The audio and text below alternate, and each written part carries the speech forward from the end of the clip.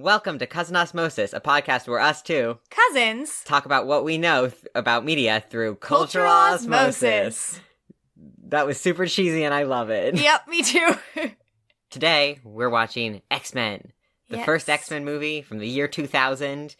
Pretty old for considering, like when you think about superhero movies, you don't think about the year 2000 probably. Yeah. I certainly don't. Definitely I was 1 not. when this movie came out. Oh yeah, that's true. Just a tiny I was baby. 6. Yeah. So, I've watched this movie many a times. I had a birthday party one time where we watched all the X-Men movies that had come out at that point. That's good. That was what I was about. X-Men are some of my favorite comic book characters. They're, definitely, if I had to pick a comic book group, a team, the X-Men would definitely be the one that I would pick. And it was my X-Men were my introduction to comic books. Not this movie, that was the 90s cartoon, which I'm sure we'll get to. But it was my introduction to comic books and the start of my sordid love affair. So, you know what? I had an idea. I came up with a fun game that we should play. Yes. It's called, before we do you guessing the plot, it's called, How Many X-Men Can Shanna Name When I Put Her on the Spot? Oh, jeez. I just wanted you to try and come up with X-Men that you know. I am suddenly not thinking. Jean Grey? Yes. Do you know anything about Jean Grey? I don't remember which one she is. Okay, that's fine.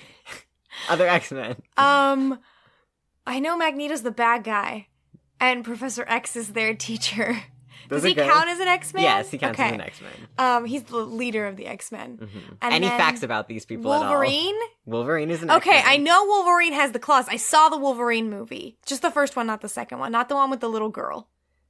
Okay. The Hugh Jackman one.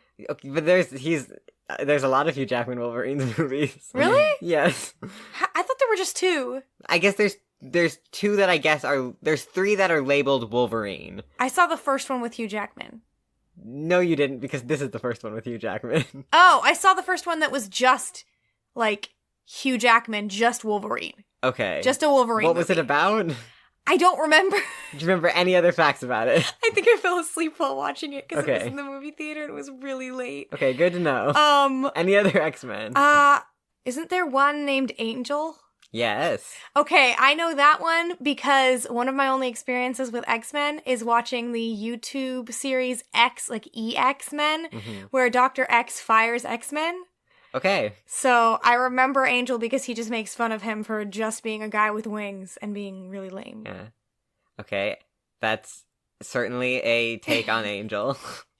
That's all that you get about Angel from the YouTube clip. Okay. Well, think about those YouTube clips. Picture them in your mind. Yes. What other X-Men are there?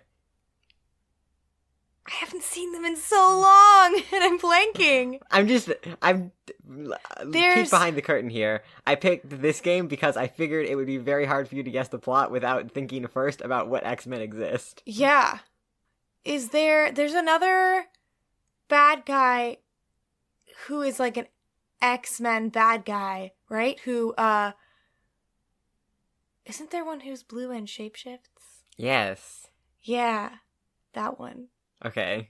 And I think it's, is it Jennifer Lawrence who plays her? Mm-hmm. And then she has this story about how she was in makeup on set and her mom came to see her and was like, oh, she's not here, and left. Oh, I didn't know that, but yes, that is her who plays her. Yes, that's the only reason I know about that is because of that story. Okay, well, yeah, we're learning so things. That one, I don't know her name. I'm not going to tell you her name. Yeah, I don't remember. There's one who there's one who makes changes the weather. Yes. Is her name Storm? Yes. Okay. I was I know she changes the weather, but Storm seems like it's too cheesy. No, it's Storm. Okay. Look, the names are early comic books. They're a little cheesy. Yep. That's all I can think of. Okay. Yep. So with that cast of characters, yes. What do you think the plot of the first X-Men movie is? Whew, okay, here we go. This is going to be crazy and really bad. Mm-hmm. So, I think it's the story of how Professor X first puts together his school. And I think that after he has been wronged by Magneto, he is searching for a way to make sure that children with like a bit like special abilities that are like Do you know end up what? called mutants, right? Yes. Yeah. The kids who are like called mutants who have these powers and are kind of like outcast or treated differently in their homes, that they grow up to do good things with their powers instead of bad things like Magneto. And so I think he kind of, it's like him finding them as they go. And I think Jean Grey is one of the first ones he finds. Okay. I don't remember why I think this. And to be fair, there aren't very many options for you to choose from based on what you remember.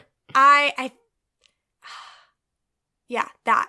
No, Jean Grey has a love interest. Can you remember Jean Grey's love interest? I don't remember, but is he the one who has the, like, laser vision where he has to wear that thing all the time? Now think of the cheesiest name that it could come up with of someone who has to wear a thing on their face all the time that covers both their eyes, and that's the name. Glasses Boy. That's not it's cheesy. all I can come up with. Okay, but we'll go with Glasses Boy. Okay. So I'm going to call him Sci-Fi Glasses Boy because they're not just like regular glasses. They're like, I forget what they're called. That thing that covers your face. I can't. I'm going to go with Sci-Fi Glasses Boy. Okay. And that's Jean Grey's love interest. I feel like I have seen a movie with these characters in it and I cannot remember which one it is. Maybe it was this one and you'll watch it and you'll be like, I know that I saw like a few clips from the X-Men movie that is not the first one, but is like the origin story of Professor X and Magneto. Oh yeah, First Class. I've seen like clips of that because I was walking in and out of the room while my family was watching it. Mm-hmm. But I don't think I've watched the first X-Men movie. I may have. Maybe. I don't know. So I think he finds Jean Grey, and then he finds Sci-Fi Glasses Boy. And then they are like the first two ones there, and that's why the romantic tension kind of starts. And then he decides to take them out and have them help him. Like after he like trains them up, he kind of gets them to be teachers too. And then he takes them out and they end up finding Angel along the way. And then they end up finding Storm along the way.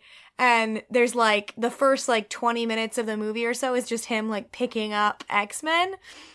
And then after a while of them just kind of like learning, something happens where Magneto decides to threaten a city nearby them.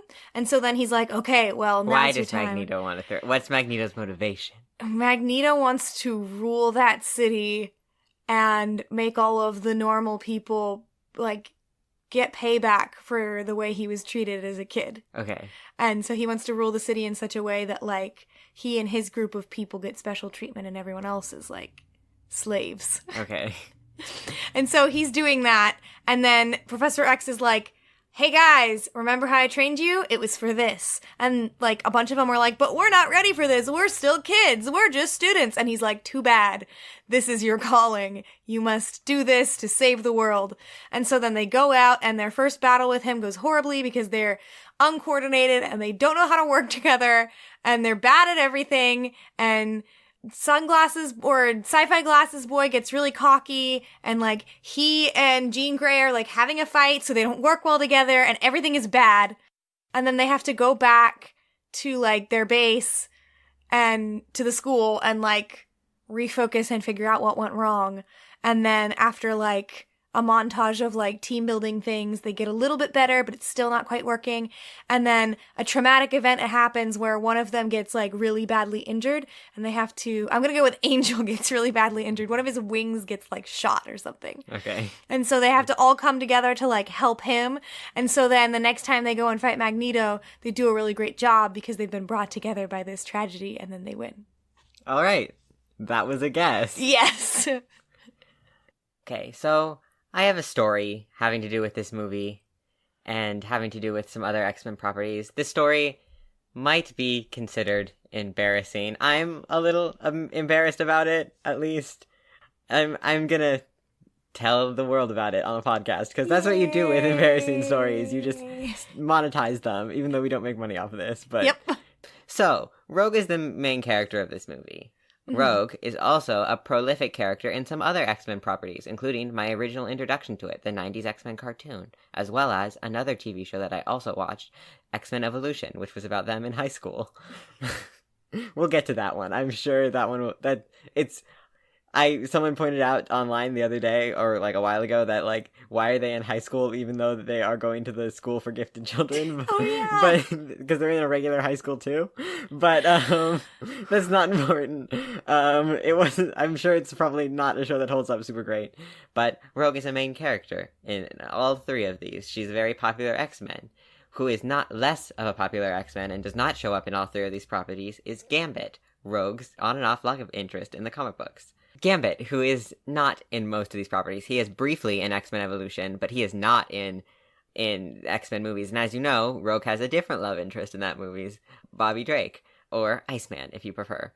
So, maybe, as a 13-year-old who rewatched this movie and had very strong feelings about the X-Men cartoon, and loved it very much, and very much cared about the characters, and was also watching X-Men Evolution at the time, maybe decided to, 13-year-old me, took this into his own hands, and wrote some fan fiction about this exact situation.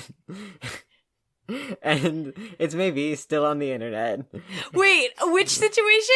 About maybe a situation where Bobby Drake has a crush on Rogue, but she likes Gambit instead. Oh! Oh my goodness, I didn't know you had ever written any fan fiction! It's the only thing I've ever written. That's beautiful. But I felt strongly enough about it. I also, recently in comic books, they made Bobby Drake gay, and I felt a little bit vindicated, and I'm gonna be honest, like, awesome that he's gay, but also a little bit vindicated in my heart of hearts. Yeah. That he should not have been with Rogue. But I thought about bringing it to read it on the air, but, because I found it. Yay! But it was kind of long, so I was thinking maybe if we get enough reviews that we have an actual review number and like an actual score, maybe I'll record a special episode where I read the fan fiction I wrote when I was 13. Yes! Can I read the parts that Rogue says? I think it's first person from Bobby's perspective. Okay. So I don't think there's a lot of talking in it. Okay. It's not good. It's gonna be bad. I wrote it when I was 13. That's the point. I'm looking forward to trash, not a masterpiece. So that's my story. I've never told anyone this. That is now beautiful. It's recorded for the internet to hear. Okay, guys, please rate us. Just like go on iTunes, leave a review. We're begging you. We want a rating on iTunes, Shanna and you want to hear this beautiful, beautiful fan fiction. I'll give you another hint. It's a song fic. Wait, what? So there's a song tied to it. I love those. So we'll play the song in the background while we read it? I mean, I think that might be copyright infringement. Oh. Yeah, probably. We'll encourage our listeners to play the song in the background while they listen. Okay, so, yeah. Okay. I don't think we did a see you next time for the beginning part where you were guessing. Oh, yeah, we didn't. Well, now we're gonna go off and watch X-Men. You should too. It's not a very good movie, but we're gonna watch it anyway. We'll see you after this musical sting. Ta-da! Musical Bye! sting. Bye!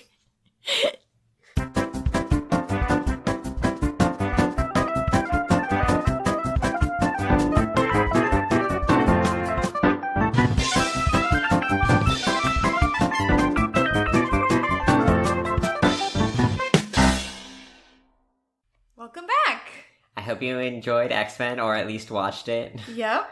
You don't have to, though. We watched it. I watched it twice, because I watched it once by myself and then watched it again with Shanna. Yes, I only watched it once. Yes. It was certainly a movie. Mm-hmm. It was a movie. It was a cinematic experience. It was a time to watch it. Oh, yes, for sure. But let's get started with our summary review. So it starts off with a narration talking about evolution, mutation specifically, and how every few thousand years evolution leaps forward. And we are not sure that is true.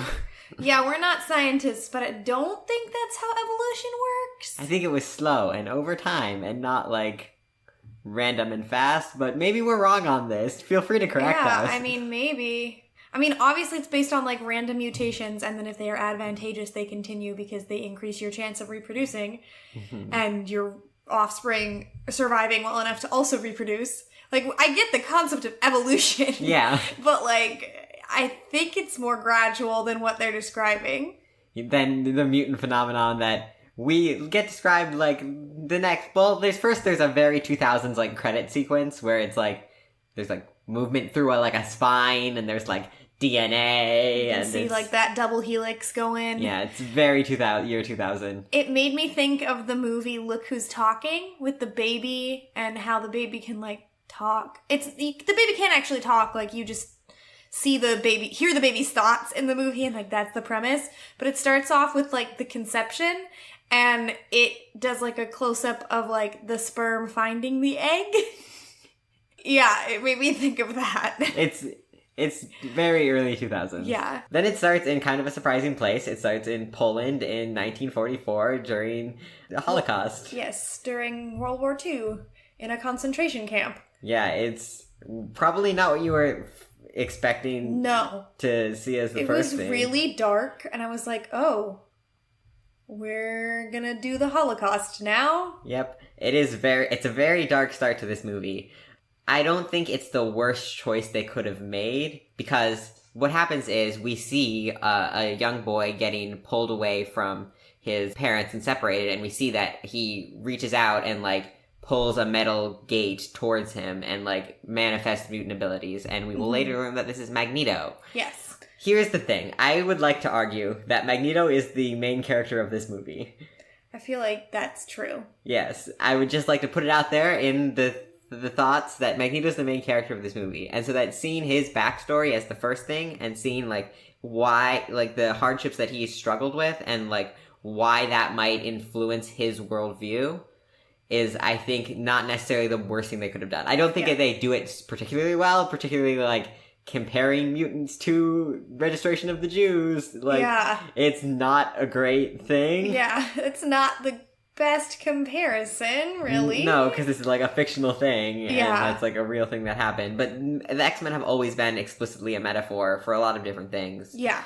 Throughout the years, from race to sexuality to like just being different in general. Yeah. So I get the comparison, and metaphors can be really powerful. I just don't know if the execution was great in this movie. I think if you look at it as it's simply being an example of them trying to use that metaphor, it's very, very bad. Mm-hmm. I think if you look at it as is understanding Magneto's backstory more, then it's not as bad. Yeah. And I would like to argue that that is how it should be seen, because Magneto's the main character of this movie. Yes. Despite, like, the next scene, which we go into, we see the character who I think there are probably, like, a few characters that could be argued for being the main character of this movie, one of which we see next as Rogue. Or, in this case, Marie, which is weird because her name is Anne-Marie in the comics, and they changed it. Yeah. Or Anna-Marie? I think it's Anna-Marie, now that I'm saying it. But they changed it, which is a little weird. But she's like talking about how she's gonna like travel before she goes to college, and she kisses her then boyfriend, who goes into a coma because she can't touch people. That's her mutant ability. Yeah. Is this the first time this has happened to her? Yes. That's what I thought. Because it manifests at puberty during a time of heightened emotions, which is what we hear next from Jean Grey. Yeah, who is speaking to a large group of people about mutant abilities and the fact that mutants should not be like discriminated against. Yeah, because what is going on is that there's a Mutant Registration Act happening, led by Senator Kelly, a character from the comic books. He wants all mutants to be registered, and I think that they were trying to make him look cartoonishly villainous by like, because there's like a later point where he's like talking about like some of these kids have more power than a gun, and is like, I don't see the difference, I just see more weapons in our school. That's later when he's on the airplane. Yeah, that's later, but like I think that he's supposed to be like cartoonishly villainous. Yeah. But like in our modern context, it doesn't seem that unrealistic. Yeah, it was definitely disconcerting to watch this and be like, oh, yeah. Yeah, this is kind of what's happening in our world right now with other groups of people. Yep, and it's interesting to watch like something from the early 2000s that was like a silly comic book movie. It took itself kind of seriously, but I don't think it was taken very seriously to like have more impact now, kind of. I want to backtrack real quick, and I can put this in later. Uh-huh. I totally remember the scene with the boyfriend, with Rogue and her boyfriend. So when we got to this scene, I was like, oh yeah, I have seen this movie before. Yeah. Or at least bits and pieces of it. I don't know if I watched the whole thing or if I just saw like the first bit. Because I remember the first parts of the movie a lot more than like the ending. Mm-hmm. But I definitely saw the part with the boyfriend. Mm-hmm. And yeah. It stuck with me. Yeah. You want to talk about why? I think I'd rather talk about that at the end. Okay. Yeah. Where were we? We were at Jean Grey. Jean Grey. So, as Senator Kelly is sort of winning over this crowd of people, as he's talking about a girl who can walk through walls, who we later see who is a character from the comics. She's Kitty Pryde or Shadowcat. They do a fair amount of little references to the comics that I actually like. Like a lot of the background characters when they get to the Xavier school look like characters from the comics and stuff. It was pretty good. But we see a man in a wheelchair that we will learn is Professor X, and he's sitting there as Professor Kelly is talking about, and there are mutants that can go into people's minds, and it's like, well, here's the one that goes into people's minds. Yeah. But he sees someone in the distance and follows him because he's leaving, and he stops and is like, Eric, and it's Magneto. And they have a little talk, and it's that he's like, why are you here? And it's the professor gets kind of worried of what Magneto's gonna do when the things pass, because they talk about he's like, I've heard these arguments before, and the professor was like, people are different now, they've evolved. And there's a really good line where then Magneto goes, yes, into us, which is, and then he goes it's we're what matters now, not that. He's like, they don't matter or something. Yeah. And it's a very good introduction to both those characters and a see of their backstory. We see that Professor X is looking for hope in Magneto, and Magneto, it doesn't have hope in people at all. Yeah. And I think what he says is we're the future, not them, or something like that. Yeah, he goes we're the future, Charles, not them. Yeah. They don't matter anymore. Yeah. And it's a very nice introduction to Magneto's character. Yeah. After that, we see Rogue. We see her getting dropped off somewhere in Canada. She has run away. Yeah. It's some time later from the time that it was where it said it was the near future, which was a little funny. Yes. She's dropped off in a really seedy bar area, and we see there's a bar, a cage match fight going on. Yeah. And in the cage match fight, the champion is Wolverine. Yeah, and he's got the Wolverine hair and mutton chops going on. Hugh Jackman does. It's very, very cartoonish. It's very cartoonish. I am very pro Wolverine hair and mutton chops because I think it looks, one, very cartoonish, which I am super for, and also I don't think it looks horrible. I know you hate it. I did not like it, but I also didn't read the comic books. I just am okay, now he looks like they're trying to make him look like a caricature of a wolf or of a Wolverine. Well, that's kind of I know. But it's I don't know if he would actually choose that. Yeah. If he hasn't developed a persona. I mean, I guess he has, because he's developed the persona as the Wolverine, the cage match fighter. Yeah. Rogue watches him beat the shit out of a guy. He punches the guy's punch, and the guy breaks his hand. Because Wolverine has a metal skeleton. Spoilers. But not if you read the comics. Not if you know anything about Wolverine. Yeah. Yeah. And then they're sitting in the bar afterwards, and they talk a little bit about, there's on the TV in the background, there's the thing that there's going to be a world summit at Ellis Island. Yeah. Which is a nice here's what's going to be important later in the plot, but it's also super obvious. Yeah. And Wolverine and Rogue are both sitting at the bar, and the guy who Wolverine beat in the cage match comes up to him and is like, you owe me money because you're a mutant, and so the fight doesn't count. And then Wolverine is like, you lost your money. If you don't leave now, you'll lose something else. And then the guy tries to stab him, and Rogue yells, "Look out!" And Wolverine turns around and, like, claws out at the guy. Yeah. And it does, like, a kind of gnarly close-up on the claws coming out of his knuckles. It does. And Rogue's face is like, oh my goodness, I was right. Mutant. He was a mutant. Yeah. You can tell she's suspecting it already. Mm-hmm. And like, then, when she watches him fight.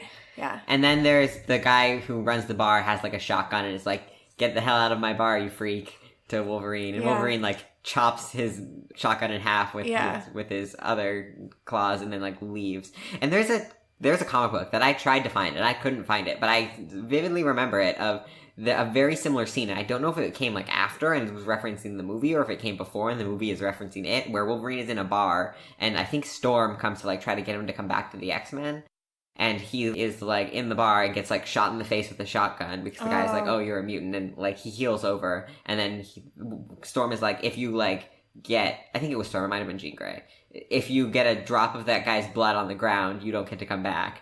And so he chops the guy's fingers off, and, like, and he's like, the blood only went on the counter. Oh. But he chops the shotgun in half, and it was, like, a very similar looking scene, but, like, toned down for the movie. Yeah. And I wonder if they, like, knew that or thought about that, but I specifically remember it, and I tried to find it and couldn't, but if I could find it, I would have, like, a comic to drop. Yeah. Like, make a choice for yourself, but I could not find it. My favorite part about this scene were the soft growls that came out of Wolverine. He was just like, and I was like, okay.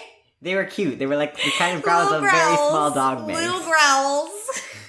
These would not intimidate me. Mm-hmm. Everything else about it would, but the little growls were it was not like intimidating. It was an interesting directorial choice. Yeah. They kind of sounded cute.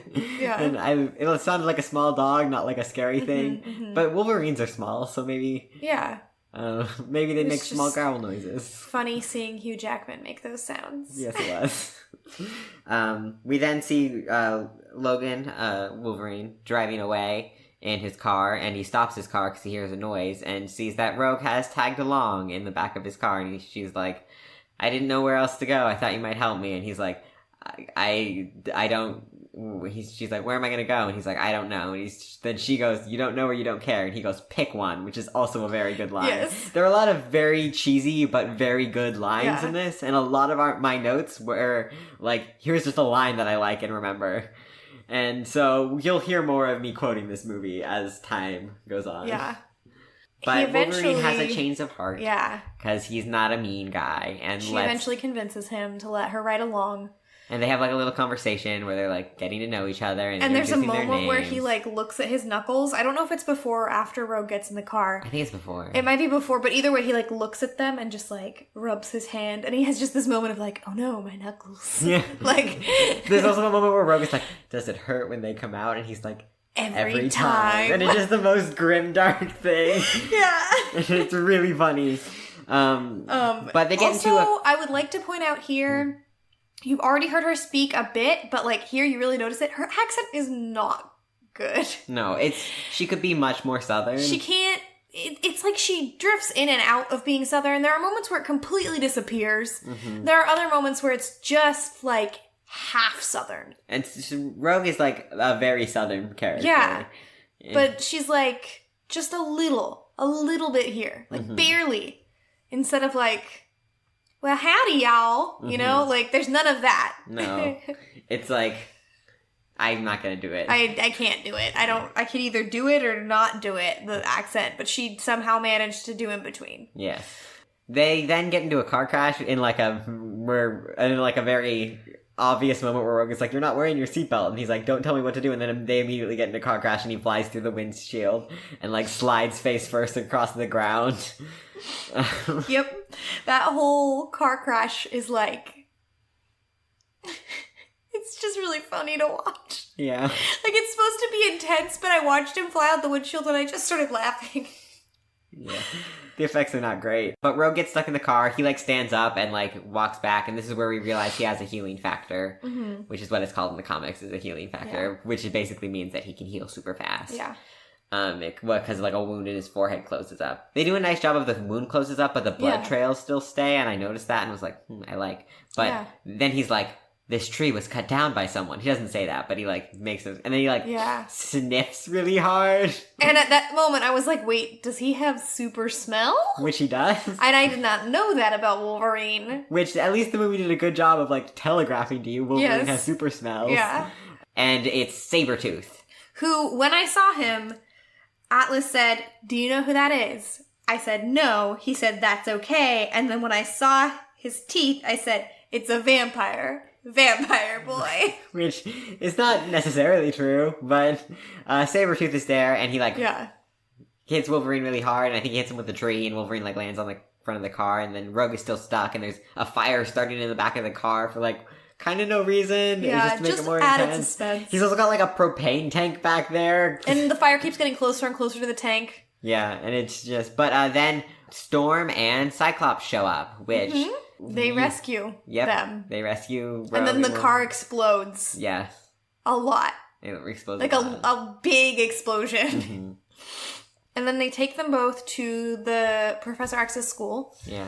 And the school for gifted youngsters. Wolverine is being, like, treated medically by Dr. Jean Grey, who we saw speaking earlier. Mm-hmm. And she, like, levitates something towards her. So this is, like, where we're like, oh, she's a mutant. Yeah. Which was a little bit obvious that it wasn't the best excuse, but it would have been easy to just pick it up. But they had to have her levitated towards her. Yeah, I mean... Even if it was easy to pick it up, wouldn't you do that if you could? I guess. I don't know. It depends on how hard it is. True. Like, true. I imagine it takes more effort to like, levitate something than it does to just pick something up. Yeah, I don't know. Yeah. Depends on how small it is, probably. Probably. Well, we can debate that later. Yeah. Wolverine, like, wakes up and freaks out on Jean Grey and, like, runs through the mansion and he's, like, hearing voices, like, being like, where are you? What are you? And we later learn that it's Professor X speaking in his head. Yeah, and leading him to himself. Yes, where he, like, barges into a classroom and Professor X, like, is like, give me your things on Wednesday or whatever, and then he, like, turns to Wolverine and is just like, physics. Like, as if that explains everything that just happened. Just physics. Mm-hmm. Okay. Yeah. It reminds me of... It's funny, because it's also Sir Patrick Stewart. It reminds me of the time where, like, there's a gif of him where he, like, is pretending to be asleep, and then he, like, is like, I wasn't actually asleep. Acting. Which, if you didn't know, Sir Patrick Stewart is Professor X in this. It would have been nice if they had cast someone actually in a wheelchair, but he does a good job. Yeah. And he does, like, look the part of, like, bald man. Yes. I think you pointed out a little bit before this that Hugh Jackman is shirtless a lot in this movie. Yes. And then you said, one of my favorite quotes, you said, they had very few assets when making this movie, and one of them was Hugh Jackman's chiseled bod, which I think is pretty true. Yeah. They just, like... milked that shamelessly were like, everyone wants to see Hugh Jackman's naked chest, right? Yeah. And it's like, well, I mean... I guess. Yeah, I mean... It's not bad looking. It doesn't hinder the movie in any way. I mean, I'm not going to complain about it. Yeah. I'm not complaining about it.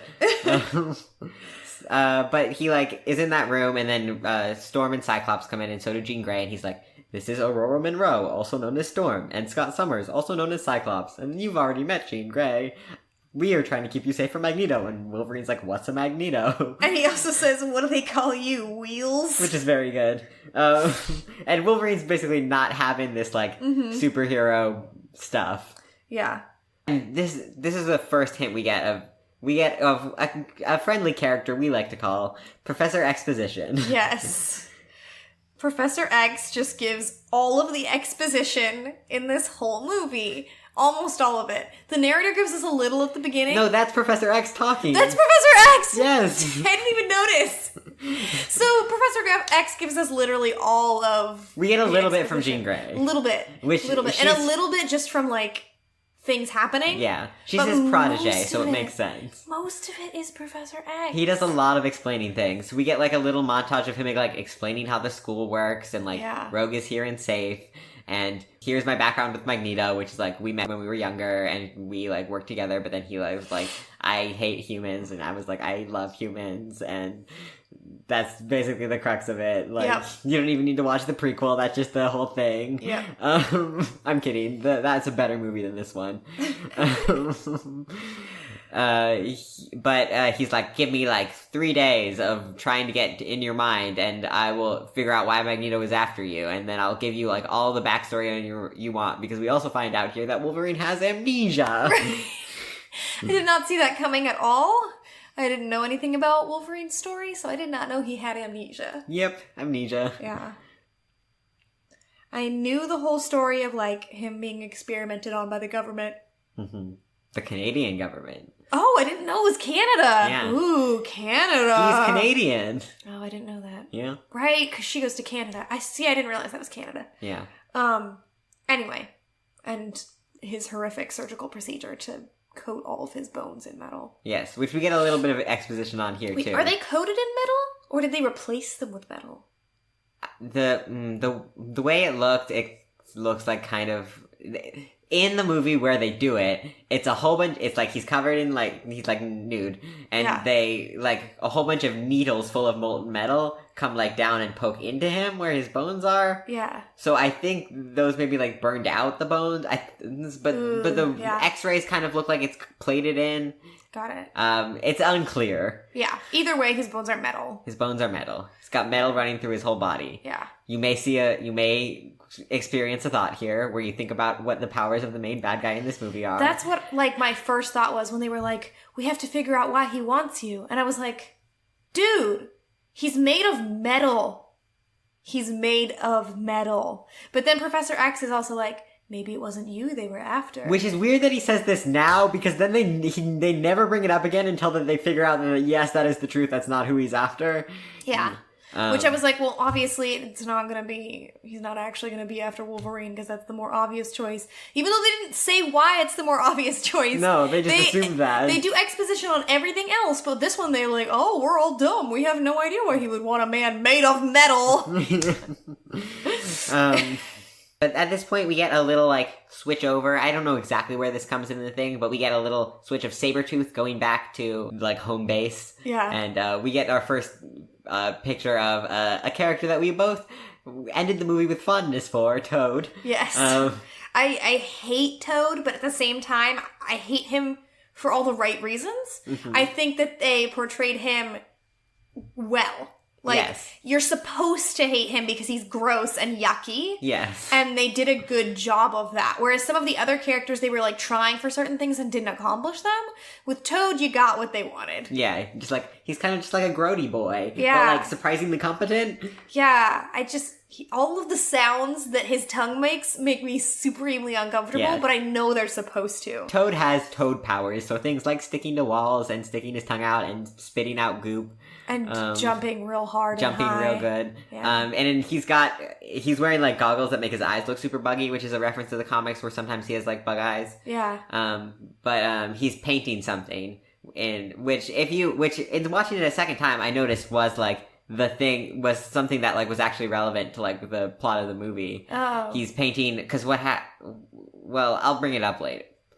He's painting a thing that is relevant to the plot of the movie, so if you haven't watched the movie yet, look and see what he's painting and try to guess what there's going on. Yeah. But Saber, and he's got like an Australian accent or something. And he's like... Toad does? He had like some sort of accent. I don't remember him talking very much. I just remember the slurpy sounds. I think he has like an Australian sounding accent. And he's like, weren't you supposed to come back with something? And Sabretooth just growls at him, a noise that humans could not make. Yeah, it's literally a lion roar. Uh-huh. Like they just took audio from a lion and we're just like... Here it is. Boom, right into there. Here you go. I mean, he's a mutant, so... Yeah. I get it. And then they go to like Magneto's outfit, where Magneto's wearing a really good outfit. Just always. It's just, one, Magneto's always wearing on-point outfits. Two, this is a particularly good outfit. He's wearing, like, a red shirt that is, like a red, like kind of velvet button-up that's, like, tucked into his pants. That's very good. He later gets, like, a half cape that is very nice. I was gonna say, the half cape was my favorite because it's just a cape on one side. Yeah. And I've never seen that before. It's very good. Magneto's got some good looks in this movie. Yeah. Portrayed wonderfully by Ian McKellen. Just big mood. Yes. Just... Yeah, Magneto is just a mood. Yeah, and he's like, he's like, why didn't you get them back? And Sabretooth is like, they knew that they were coming, and he's like, oh, well, all they knew that we made the first move, and he like looks at Wolverine's dog tags, and then they get like a shot of like the dog tags, and then we get a shot of like his arm with the concentration camp number tattooed on it. Which we have already, I don't know if we learned right before or right after that Wolverine was experimented on by things, but there's like they do a parallel thing there. Yeah. Was Magneto experimented on? Yes, sort of. By the Nazis? Yes. In the prequel they say yes. Yeah. Dr. Mengele. Mm-hmm. Do they specifically I don't think they mention him? specifically mention I just know that he was the one who they called him the Angel of Death. Yes. He did experiments mostly on a lot on twins. Mm-hmm. I saw a video recently of a woman who actually was one of the Mengele twins, and she was very, very old but still alive, and she told her story. It was really cool to hear. I mean, it wasn't like a good... I don't want to say it was a good story, because it was a very deeply sad story, but it was, important to hear. Right. Yeah. But Magneto, there's a good scene of Magneto, Magneto has, Newton balls on his desk that don't have... There aren't any strings on them, so he's just, I think it's so hilarious, because they fall off the table later, and it's just... That means that he was, focusing on moving those with his mind the entire time, just... For fun, I guess? Yeah. Because I guess he gets bored. Yep. I mean, he's real good at metal powers, so... Yeah, that's eventually he just wants to do little things or something. I don't know. We then see Senator Kelly again. And he's getting onto a helicopter with his aide. Or maybe it's a plane. I don't remember. Some sort of flight vehicle with a plane. And this is the part where he's like, I don't see the difference between children and weapons. Yeah. And is cartoonishly evil. And you said you hated the aide's face. His face, he's making a weird duck lip face. Yeah. He's smirking, but his mouth is kind of pursed too. I hated it. Yeah. It was it was what I picture when I picture the cocky douchebag face. Oh, good. You know? I think I was supposed to hate his face. Yeah. And the aide goes what about the thing that where everyone's meeting at Ellis Island. The summit. The summit. Yes, that's the word I was looking for, but couldn't remember, and just so I said the thing instead. What about the summit? And he's let the rest of the world handle mutants, however, we're Americans. Yeah. And then we don't have to look at the aide for very long, because it's not the aide, it's Mystique, who is one of my favorite Marvel characters. Mystique! Yeah, she's one of my favorite Marvel characters. I love her a lot. I think that it would be great if she had her own movie, because I think she could have a really interesting movie. Yeah. I don't know why they don't have her wearing clothes in this movie. It's weird. It's weird because she wears clothes in the comics. She has a specific outfit that she wears all the time that goes with her natural form. Yeah. But she doesn't wear clothes in this movie. It's really weird. I don't get it. Me neither. They just smooth over her breasts so that she has no nipples, and make everything, her skin. And then also make everything smooth down there so there's no actual genitalia or secondary sex characteristics showing. But she's naked. It's very weird. Yeah. They double down on it in the prequel too. They do? Yeah. They make her more naked? No, they give reasons you shouldn't have to wear clothes because why does a tiger doesn't wear clothes? What? And that doesn't make any sense. It's weird. You shouldn't have to wear clothes because a tiger doesn't wear clothes. That's a real line from the prequel. Oh no. Oh. The worst reason I've ever heard for someone not wearing clothes. Yeah. Because tigers don't. I'm not a tiger. Yeah. But Magneto kidnaps Senator Kelly and is does some nice evil monologuing at Senator Kelly, and Mystique is there and is your aide's been dead for a while. I've had Mystique here keep you company, and Mystique is leaning on Magneto. There's a really good line here where he says, "Toad has a wicked tongue, Senator, just like you." Yeah, because Toad sticks out his tongue and eats a bird right before that, and the Senator is ugh. Yeah, and, any reasonable person would. Yeah, and then he's Toad has a wicked tongue. Oh. Do you like my Magneto voice? Yes, it was good.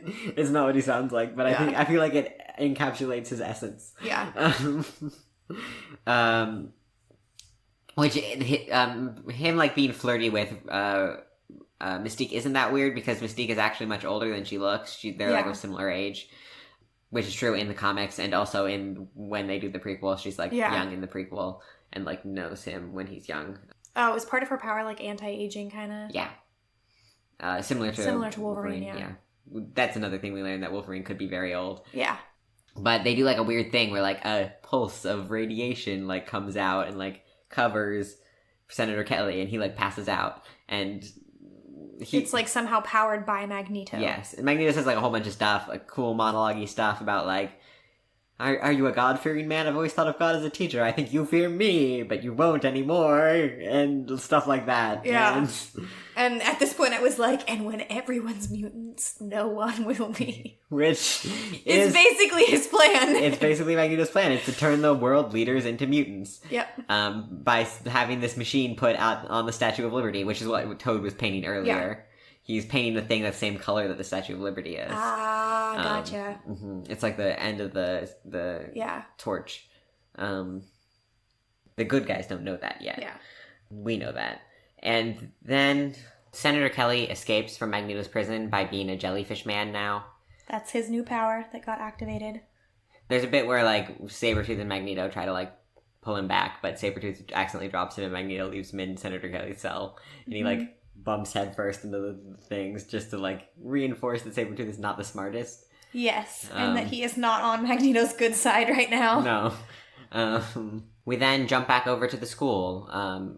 Wolverine is given a room and he does some unnecessary flirting with Jean Grey. Well, I will admit that love triangle between Jean Grey and Cyclops and Wolverine is from the comic books, so it makes sense that it's there. Yeah. There is a nice bit where, like, Wolverine is like, you're gonna tell me to stay away from your girl? And Cyclops is like, if I had to do that, you wouldn't be my girl, which, like, makes sense. Yeah. They unfortunately immediately undermined it at the end of the scene. Cyclops goes, oh, and Wolverine, stay away from my girl, which... It's like, no, it was a good line. You had the good... She wouldn't be my girl, because then it's like, you gotta trust the person you're with. You had the good thing first, and then you screwed it up. They ruined it. Yeah. And then Wolverine's having a nightmare, and Rogue goes to, like, look for him because she is, like, having trouble sleeping. I think she's just, like, in a new weird place and going to the person that she knows. And Wolverine is, like, having a nightmare and, like, freaks out and stabs her through her chest. As a reflex. Yeah. With his claws, not just, like, with his hand. Not with a knife. He didn't keep a knife under his pillow. No, with his claws. And Rogue reaches... It looks like she's gonna die, and if you didn't know about her powers, you might think that she would. But she reaches up and touches Wolverine's face and absorbs his powers and heals up. Because she absorbs his healing factor. Yeah. Because that's her powers. Which I think she just did instinctually. Because I don't think she knew that she could do that at this point. And then also we then get Professor X expositioning that again, just in case you didn't understand the scene, Rogue takes mutants' powers as well. And then we get a scene of Rogue sitting on a bench, and the boy she has a crush on, Bobby, who is from the comic books, Iceman, Bobby Drake, comes up to her and is like, "You should leave the school. Everyone's mad at you. The professor's mad at you." And then you're like. And then she does, and then he turns, and he's got yellow eyes, because it's actually Mystique. Yeah. As he was saying these things to her, I was like, what the heck? That doesn't make any sense. Professor X isn't mad at her. She was gonna die. What? This isn't... What? And then when I realized it was Mystique, I was like, oh, duh. She's evil. Which is weird, because Mystique is Rogue's adopted mom in the comics. It's a whole weird situation. She and her... White. I don't know if they were actually married, or if it was just her partner. But adopted Rogue. It's a weird. Comic books are weird. Some weird things happen in comic books. Yeah. Because like it wasn't like her. It was like Mystique. It was like she was like had a whole persona going on. Yeah. That like adopted Rogue, and I think it was maybe for bad reasons. I don't remember. Yeah. But she's really mean to Rogue here, and Rogue runs away, and then Wolverine is like, "Where is she?" And it's she's run away. This is the introduction of Cerebro, which we get some exposition on, which is the mutant, a thing that enhances telepath's abilities to be able to find find mutants. And they're like, why can't you find Magneto with this? And he's like, he's found some way to protect me. And they're like, how? And he's like, he helped me build it. What? Background on the characters again. But as having seen the prequel and stuff, it's a little like less impactful. To like, it's not like a big bomb drop. As it maybe should be or was intended to be at the time. But then they go to the train station because that's where he says Rogue is. And Wolverine goes first and he steals Cyclops' motorcycle. And it's got like a super go fast button for some reason. Although it's convenient because otherwise he never would have gotten there in time. Yeah, it's got like a super go fast button, which doesn't make any sense and we don't know why it's there and it's never explained. But he goes and he finds her and is like, sits on the train with her and is like, I think you should stay at this school. Well, he's like, I think you should trust your instincts, but like they seem to want to actually help you. And that's a rare thing to find for people like us. Yeah, and then when Cyclops and Storm show up to like also look for him because they didn't want Wolverine to go look for him, Magneto and his cronies show up. Well, not Mystique is not there, but the other two cronies. Sabretooth and Toad. Yes. Sabretooth like grabs Storm. Dumb boy and nasty boy. Yes. Sabretooth like grabs Storm, is like scream for me or something gross. Yeah. And then Toad like tongues off Cyclops' glasses. Ugh. Tongues off. Yeah, that sounds bad. It does. And then Magneto shows up and he's like pulls apart the train and like is like, that wonderful metal doesn't run through your entire body, does it? And he like freezes Wolverine in place and is like, Wolverine's like, what do you want from me? And he's like, I don't want you. And that's when we learn that he actually wants Rogue. And he like throws Wolverine through the train. Rogue tries to run and he like throws like a dart of sleeping stuff at her. Yeah. Which he just had prepared, which is nice, I guess. Then he does a very good line when he just goes, young people. Yeah. This has nothing to do with their age. But they start to escape the thing because they've bested the X-Men. And then there's like cops outside and Magneto like throws their cars around and steals all their guns at them. Yeah, points their guns at them in the air. And then Professor X controls Sabretooth and Toad and like grabs Magneto's neck and is like, stop, let her go and stuff. And Magneto is like, fine, kill me. Professor X doesn't. He has Toad start to walk away with the girl. And he's like, he goes, another really good line. He goes, still unwilling to make sacrifices. That's what makes you weak. Yeah. Which is like a really... very typical villain. Yeah.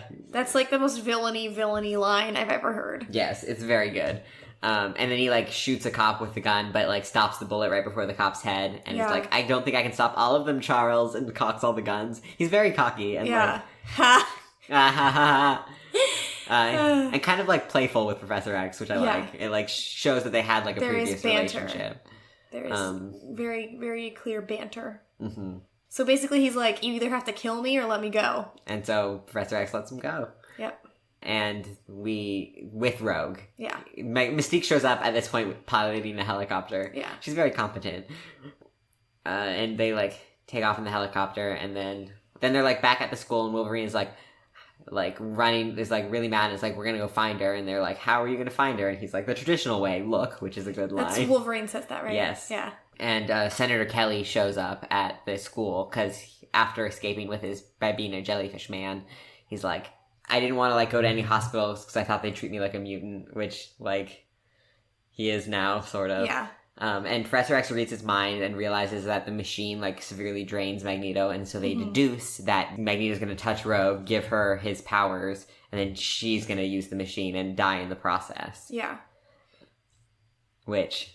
you brought up something that Wolverine brings up later, which, like, if you're so keen on making, like, sacrifices and keen on your mission, you'd be making the sacrifice yourself. Yeah, I was like, why doesn't he just do it himself if he cares so much? Which Wolverine brings up later, and it's, like, bullshit, which I think, like, shows the perfect flaw in Magneto, like, as a person, and I think it's, like, he's a very compelling character that you just, like, oh, I do love Magneto. He still has self-preservation instincts that run too strong for him to make that sacrifice. Yeah.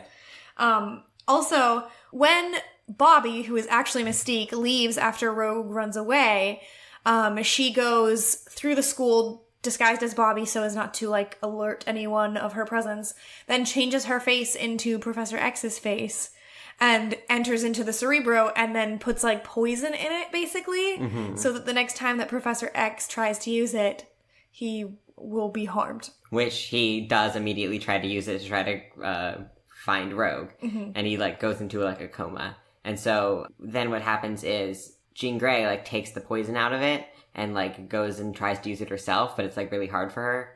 And she's like, they're at Liberty Island or whatever. Yeah, she finds them after kind of draining herself.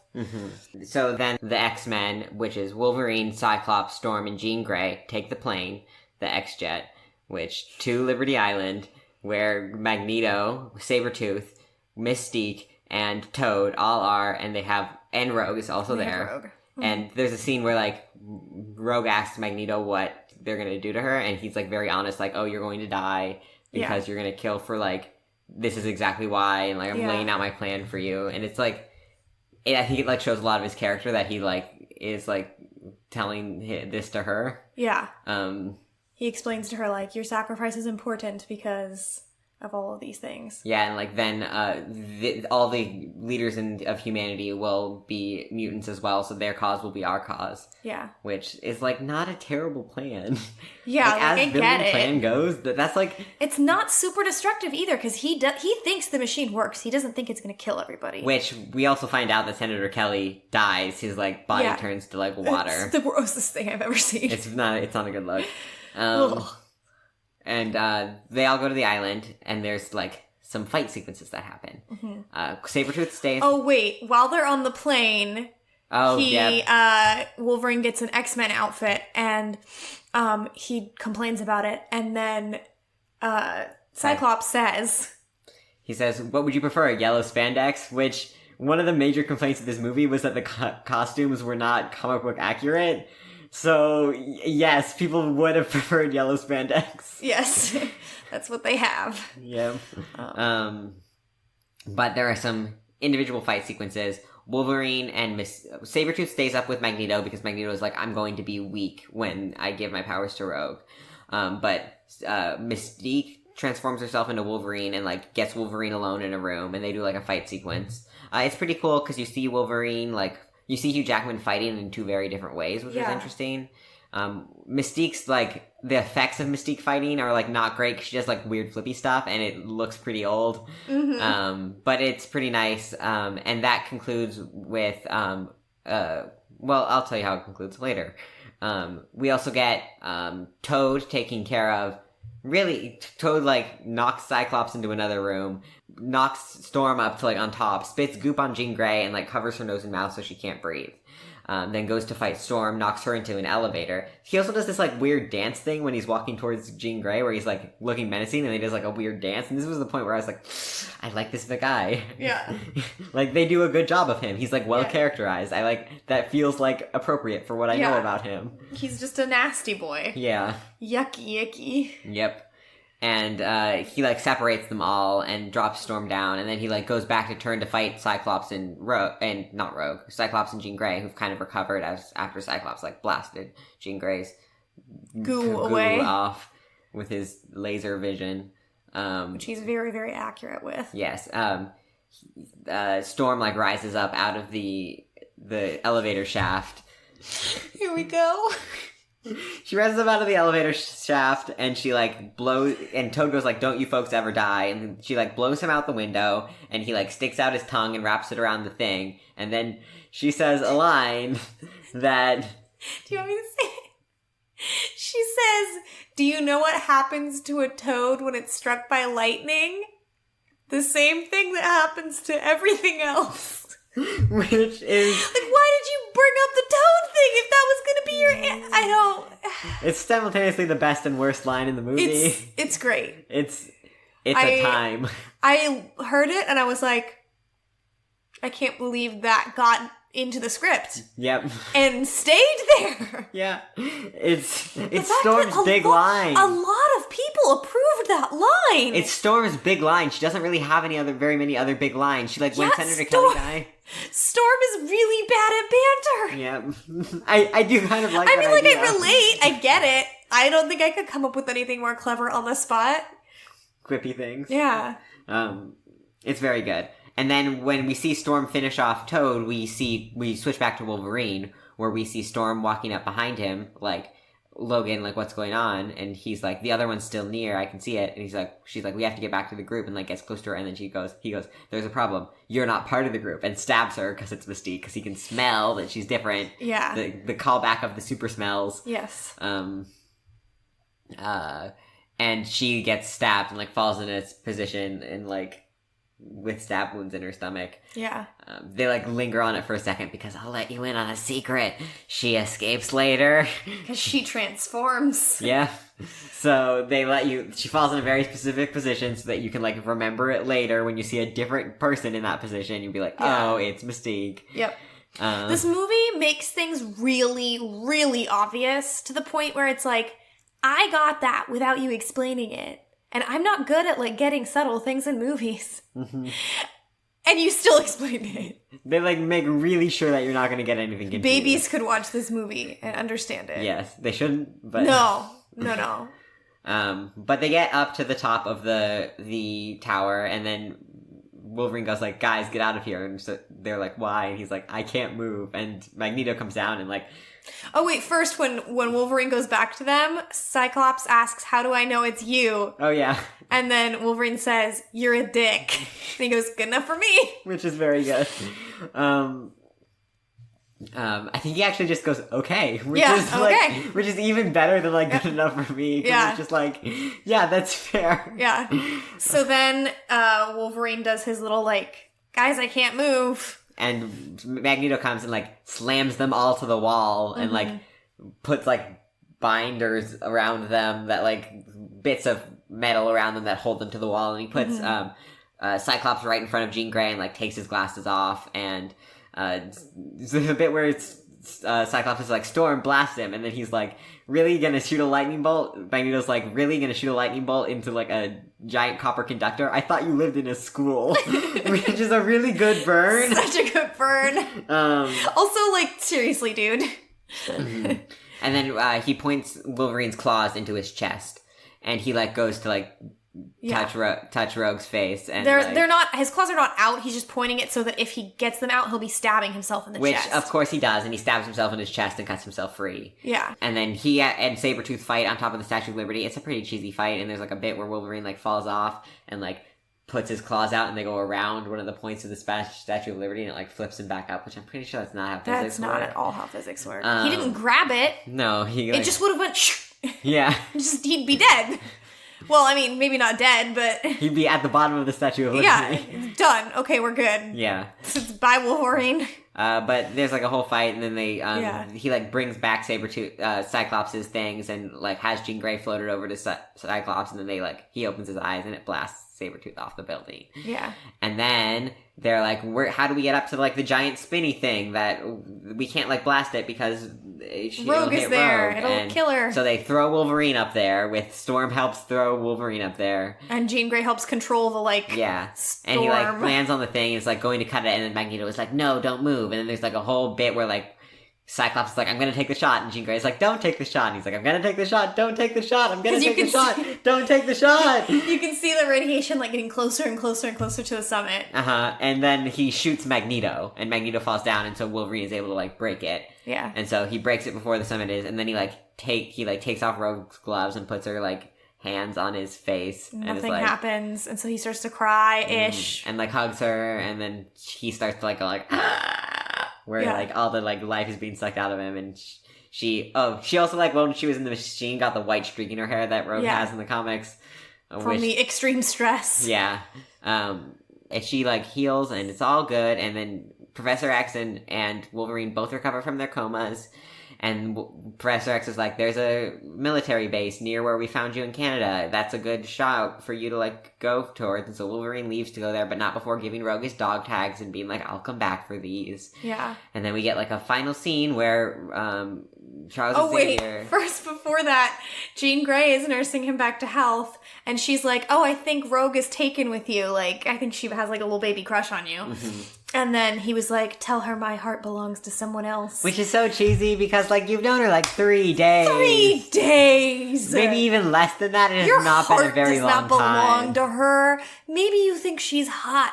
That's it. Come on, dude. Because it's not been long enough. Yeah. Then we get a nice final scene of Professor X visiting Magneto in his plastic prison made of plastic, and they're playing chess.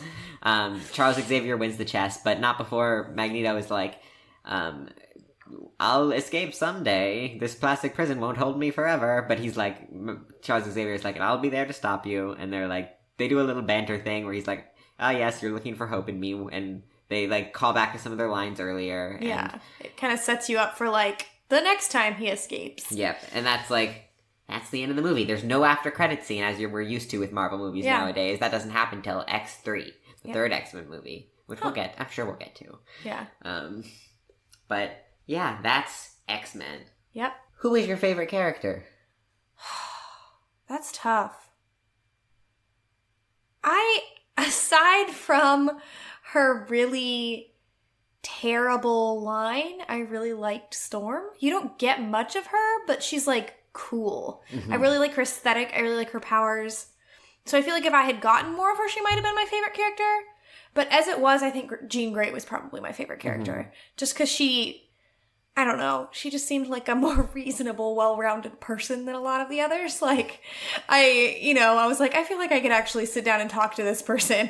Wolverine and Cyclops are both too cocky. Mm-hmm. And Rogue was, like, a little bit one-dimensional just because the majority of the movie she's just, like, scared. Yeah. So you really only get to see scared Rogue. You don't really get to see her come into her own yet.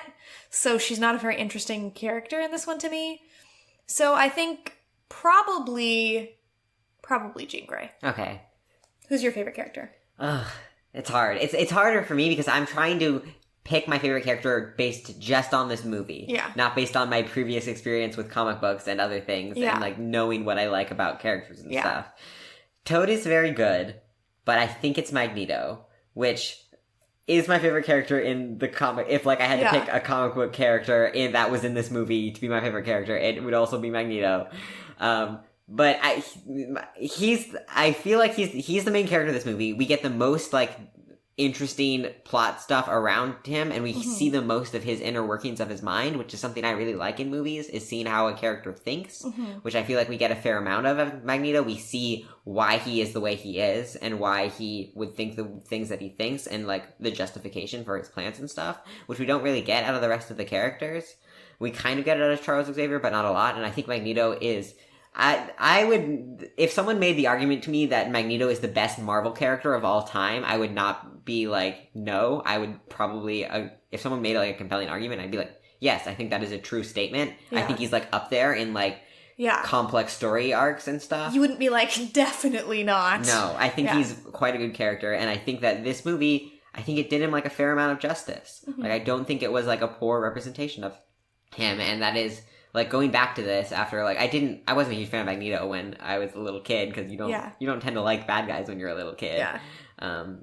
I was really fond of him. Yeah. Okay, so what was your favorite part? My favorite part actually was the relationship between Rogue and Wolverine, because it seems kind of mostly like a little, like, a mentorship, almost like sibling-esque, like found sibling-esque type relationship, where he's, like, not old enough that he's really a father figure for her, or at least he doesn't look old enough to be a father figure, but he is, like, not the same age as her, so it's not like a romantic thing either. Even if she has, like, maybe a tiny schoolgirl crush on him, I think mostly she's just intrigued by him and feels safe around him. So I think that type of relationship, like, relationships that aren't, like, conventional don't get explored very much by mainstream Hollywood. It's usually either like, oh, they're actually siblings, they're actually peers, like friends who are peers, they're romantic interests, or they're, like, family, you know. We don't get a lot of relationships that are, like, intergenerational, but not like, oh, it's a father figure or a mother figure. You know, it's kind of this weird age gap where it's wide enough that you know it's not a romantic thing, but it's not really peer-based friendship either. And I really liked the way that they explored that, and the way that they were both, like, fond of each other in, like, a really unique kind of way. My favorite part was like, a lot of the lines in this movie are, like, good, or, like, there are a lot that are actually good, and there are a lot that are so bad that they're good, which was something that was really surprising me. I actually enjoyed rewatching this movie, like, as a movie, because of the, like, lines were, like, compelling and interesting and, like, goofy and funny and just fun to listen to, and I really liked that. What was the most surprising thing to you? The most surprising thing to me, I think, was the relationship between Wolverine and Rogue. In my mind, I knew that they, like, interacted, and I remembered it more as, like, a like, father-daughter type of relationship, and it's not that. So, same answer as my favorite part is the most surprising part. Yeah, that makes sense. Yeah. I think my most surprising part might have been, like, it might have been Toad as, like, a good bit character. Like, I wasn't expecting there to be a good side character. Like, I really like Storm, but I don't think she's used well in this movie at all. I don't think, and she's, like, more of a side character. She doesn't have very many lines. I don't think any of the side, Mystique is not particularly well utilized in this movie.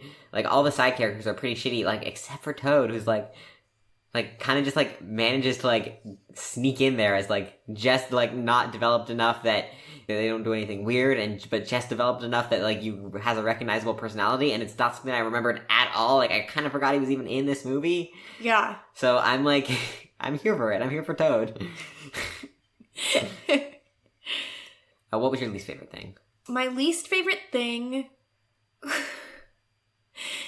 was, Wolverine and Jean Grey's interactions. That's my least favorite thing, too. I hated the line where he was like, my heart belongs to someone else. I was like, bullshit. It does not. Yeah. And I hated the part where, he says something about, like, oh, couldn't wait to get my shirt off? Was that what it was? Yeah. Yeah, couldn't wait to get my shirt off or something. It's just, it's not good. Yeah. I get that they wanted to, like, put a love triangle in because it's a mainstream movie, and I get that it's from the comic books, but it's, like, not a good or solid love triangle at all. Yeah. It's just, it's not ideal, and I am not pleased about it. Yeah. I also don't like that Rogue needs to have a crush on Bobby for whatever reason. Like, yeah. I don't like that either. We'll talk more about that later, because I have some feelings about that. As your ages-old fan fiction represents? Yes. Please rate us. Please rate us. Okay. Okay, so that was X-Men. Next time we'll be doing something a little bit different. We're going to be playing a game. Our first video game. Yes. And we are going to be playing I Spy Spooky Mansion. Yeah, I'm actually surprised Shanna's bringing the first video game. Yeah, I have played it. I have not. Keep an eye on this feed, because we're going to probably stream us playing it, so we'll announce when we're going to do that, and we'll post it on Twitter as well, so follow us there. Yeah, tweet at us if you want. Please tweet at us. We love social interaction. Yes, we do. Social media interaction. Yes. I mean, I love all social interaction. I don't, but that's okay. But that's okay. We share the Twitter account. So. We share the Twitter account, so tweet at us. One of us will tweet back at you. Yes. And you won't know who it is. Or maybe both of us will, and then you'll be able to guess. That'd be fun. Guess who responded to your tweet. That's a new fun Twitter game. Play this game with us. Play with me. So, yeah. You can find us at Cousin Osmosis on Twitter. Our song, on SoundCloud. On SoundCloud. On iTunes. On Stitcher. Our theme song is by the amazing Emily Rutherford. She has a SoundCloud where you can find more of her music. It's at Emily Rutherford Music, and the details are in the description. We'll see you next time. Well, we won't see you, but you'll hear us next time. You'll hear us next time. Bye. Bye.